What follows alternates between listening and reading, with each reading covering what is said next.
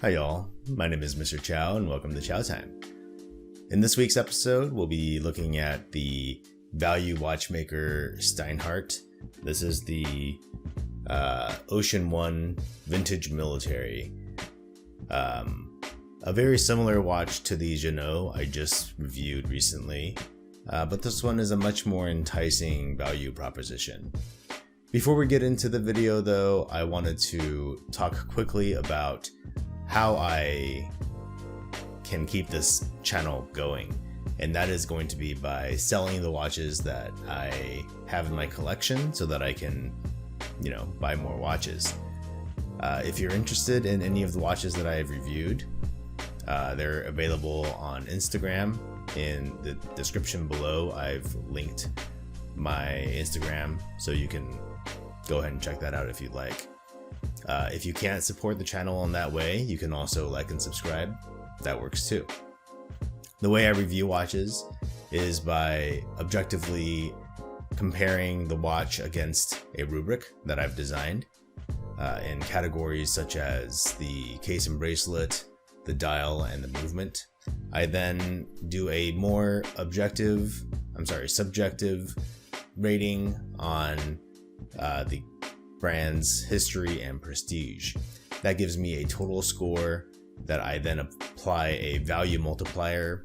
That the purpose of the value multiplier is to kind of encapsulate the difference in the linear type of progression in a watch's improvements versus the more exponential price increases. After the review, I give a completely subjective opinion based on my own personal preferences, my emotions, my connections to the watch, the kinds of things that I think about when I'm making watch purchasing decisions. Before we can get into the review though, we need to first look at the design philosophy of the watch, why it exists, and what it was made for. And this is a homage of a Rolex Submariner from kind of way back in the day, the reference 5513. So yeah, this is an homage dive watch. So let's get to it. We'll start with the form and function of the case and bracelet. This diver has the standard 316L stainless steel case, which takes a lot of inspiration from the Rolex Submariner case design, as I said previously. However, this is not a one-for-one copy. The lines, thickness, crown guard, and crown and bezel all have unique design cues, which give the Steinhart an identity of its own. The case finishing is not perfect, but nothing that you would be able to notice with the naked eye. For example, the brushing is not exactly straight on the end link, and the polish is actually a little bit hard to grade because the watch is not brand new. The crown guard is a little thinner, resembling the Rolex crown guard of a watch that's been through many polishes. The crown is proportionally smaller, if not actually smaller in absolute terms. It's still easy to operate and screws in and out smoothly. It's also engraved with the Steinhart logo. The other touch point, the bezel, is also well textured and turns with satisfying clicks in both feel and sound. The aluminum bezel is painted black with minute markings all around the edge. The lume pip protrudes slightly more than a millimeter, is textured, and is easy to scuff. I worry about breaking this off at some point. The sapphire crystal has both a bevel and is single domed. It creates some deep distortions when viewing the dial from the side. There is an AR coating on the underside, making this a functional and well-designed port to the interior. The end link is recessed, but the mid links are not articulating. To be fair, the watch that this homages doesn't either. There are an adequate number of micro-adjust positions on the clasp, but the deployant retention clip is not great. I've had one issue with it bending out of shape and the bracelet wouldn't shut. This type of friction retainer will also wear out over time, as I've experienced with another watch. There are other complaints of quality control concerns on various aspects of Steinhart watches, ranging from the bezel and lume pip to bracelet construction. The most worrying thing, though, is that customer service after an issue has been discovered is slow to respond. 7.5 out of 10 for form, 7 out of 10 for function.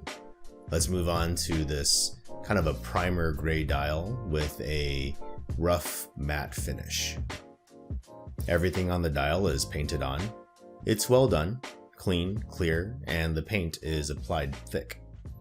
The Fotina color contrasts well enough that legibility is never a concern. The clean and simple aesthetic enhances legibility as well. While the case design took inspiration from Rolex, the dial is much more clearly imitating the 5513. That said, the lume works well into the night, being clearly visible at 3 a.m. Furthermore, it's applied evenly and shines bright when coming indoors after being exposed to direct sunlight. The sword-style hands are polished well, but exhibit some machine marks when observed through a loupe from the side. 6 out of 10 for form, 9 out of 10 for function, and we move on to the movement. I'm finally reviewing a watch with a Swiss-made ETA 2824 or Sellita clone.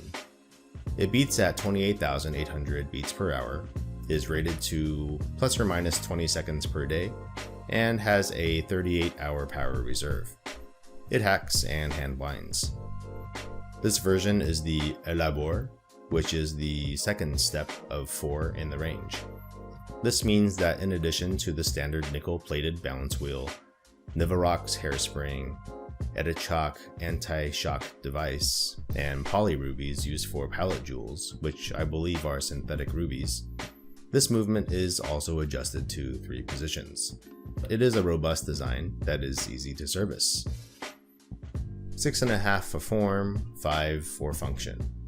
Let's move on to our most subjective category, the brand's heritage and prestige. Steinhart is a name that pops up often in conversations on value and bang for the buck. The brand gives those who want a Swiss watch with a Swiss movement and classic Swiss designs a way to experience luxury adjacent. There were often complaints about the company's lack of original designs, but Steinhart has been releasing more original designs recently, some of which I would love to check out. Others complain that the brand uses Chinese parts, but assembles them in Switzerland, allowing them to print Swiss made on the dial. Due to the short history of the brand and the mixed sentiment, Steinhart earns a 4.5 out of 10 for heritage and prestige. This brings the total score to 45.5 out of 70. The watch is still being made and retails for around 400 euros or 460 USD, depending on where you look. I was able to find this one online for about $280 or $300 USD, depending on the condition. This is not the type of watch that will maintain value, instead fluctuating with what look is popular at the moment. As such, I'll use $300, which brings the value multiplier to 1.753. The value score is 79.76, setting a new high watermark for value watches. Well done, Steinhart. So, that brings me to my personal opinion on this watch. I've had my eye on Steinhart for a while now, since the early days of my collecting, when I was interested in something with an ETA movement, and that was made in Switzerland. And this is a excellent value proposition watch, although the prices are starting to creep up. And I think that's just part of the market movement, because there's so many new people entering the watch collecting hobby.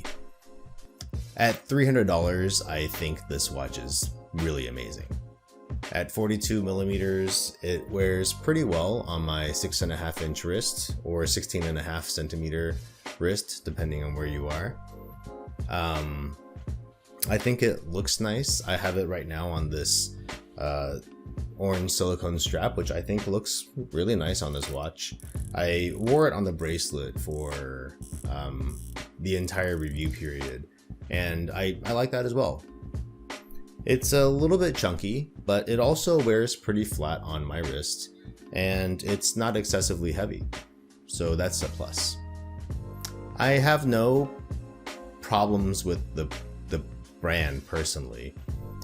The only thing is that I think this logo is kind of ugly, but that's just a personal thing, and it doesn't really affect my my opinion of the brand.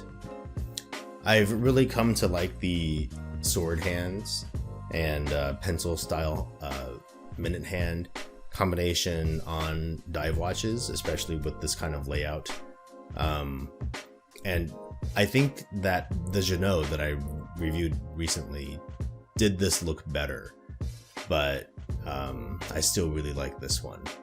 However, if I'm going to have a Steinhart in my collection, I think I would rather go with the Ocean One Premium 500 GMT, or perhaps the Military 42 hand winding.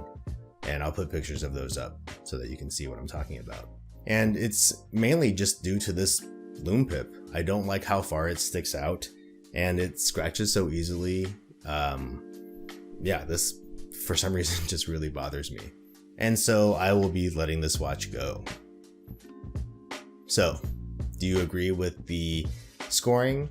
Is there anything you would change about the rubric or any content you'd like to see me make? If not, then just give me a thumbs up, I guess. Thanks for sticking it through to the end. I hope you enjoyed the video. Bye, y'all.